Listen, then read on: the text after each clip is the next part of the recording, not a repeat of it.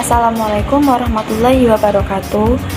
Yang terhormat Ibu Dian Rifiyati, MSc selaku dosen pengampu mata kuliah ilmu pendidikan, serta teman-teman yang berbahagia.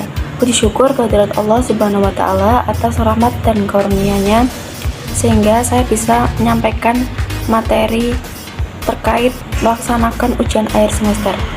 Pada kesempatan ini, saya Khalilatul Maula NIM 2120260 akan menyampaikan materi yang bertemakan pendidikan sepanjang hayat atau lifelong education.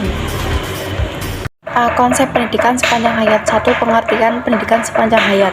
Menurut John Dewey, pendidikan itu menyatu dengan hidup. Oleh karena itu, pendidikan terus berlangsung sepanjang hidup sehingga pendidikan itu tak pernah berakhir. Adapun tujuan pendidikan manusia seutuhnya dan seumur hidup adalah sebagai berikut. Yang pertama, mengembangkan potensi kepribadian manusia sesuai kodrat dan hakikatnya. Yang kedua, dengan mengingat proses pertumbuhan dan perkembangan kepribadian manusia bersifat hidup dan dinamis, maka pendidikan wajar berlangsung selama hidup. Yang ketiga, mengembangkan kecakapan intelektual. Yang keempat, mengembangkan pola pikir yang lebih konkret dan praktis. Yang kelima, peningkatan kualitas spiritual dan moral kehidupan seluruh umat manusia dan masyarakat. Yang kelima, untuk membina kepribadian.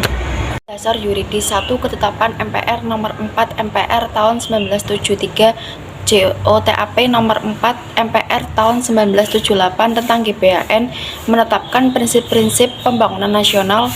Yang kedua, Undang-Undang nomor 20 tahun 2003 tentang sistem pendidikan nasional pada pasal 26. Karakteristik pendidikan sepanjang hayat. Yang pertama, hidup, seumur hidup, dan pendidikan merupakan tiga istilah pokok yang menentukan lingkup dan makna pendidikan seumur hidup. Yang kedua, pendidikan tidaklah selesai setelah berakhirnya masa sekolah, tapi sebuah proses yang berlangsung sepanjang hidup. Yang ketiga, pendidikan seumur hidup mencakup dan memadukan semua tahap pendidikan. Yang keempat, pendidikan seumur hidup mencakup pola-pola pendidikan formal maupun pola-pola pendidikan non-formal. Yang kelima, pendidikan seumur hidup memiliki dua macam komponen besar, yaitu pendidikan umum dan pendidikan profesional. Yang keenam, tujuan akhir pendidikan seumur hidup adalah mempertahankan dan meningkatkan mutu hidup. Yang selanjutnya ada tinjauan pendidikan seumur hidup dalam berbagai perspektif. Yang pertama, ada tinjauan ideologis.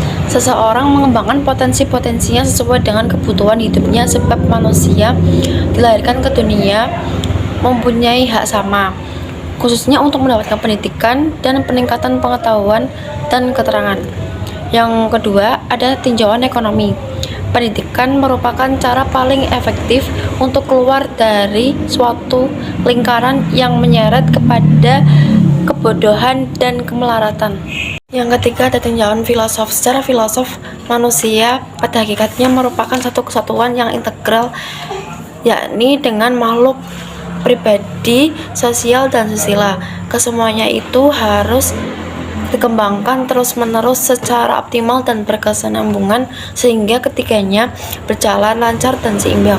Yang keempat, ada tinjauan teknologis. Di era globalisasi seperti sekarang ini, tampaknya dunia dilanda oleh eksplosi iptek dengan berbagai produk yang dihasilkannya.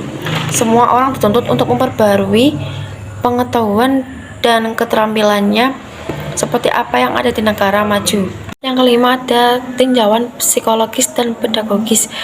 Perkembangan iptek sangat pesat mempunyai dampak dan pengaruh besar terhadap konsep, teknik, dan metode pendidikan. Di samping itu, perkembangan tersebut juga semakin luas dalam kompleks yang menyebabkan ilmu pengetahuan tidak mungkin lagi diajarkan seluruhnya kepada anak didik di sekolah. Implikasi pada program pendidikan. Yang pertama, ada pendidikan baca tulis. Yang kedua, pendidikan kejuruan. Dengan majunya teknologi dan industrialisasi, maka pendidikan kejuruan tidak boleh dipandang sekali jadi dan selesai. Yang ketiga, ada pendidikan profesional. Yang keempat, pendidikan ke arah perubahan dan pengembangan. Dengan perkembangan ilmu pengetahuan dan teknologi, pengaruhnya telah menyusup dalam berbagai aspek kehidupan masyarakat.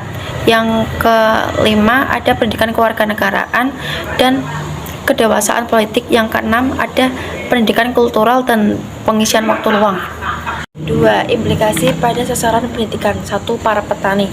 Biasanya cara hidup petani masih tradisional dan masih percaya mitos dan lain-lain.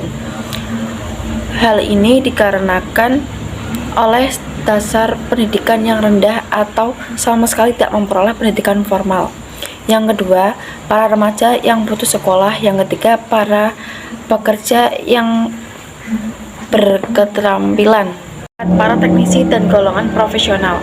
Golongan ini sangat menentukan berhasil tidaknya pembangunan untuk selalu menambah dan memperbarui pengetahuan dan keterampilan, maka program pendidikan seumur hidup sangat penting baginya.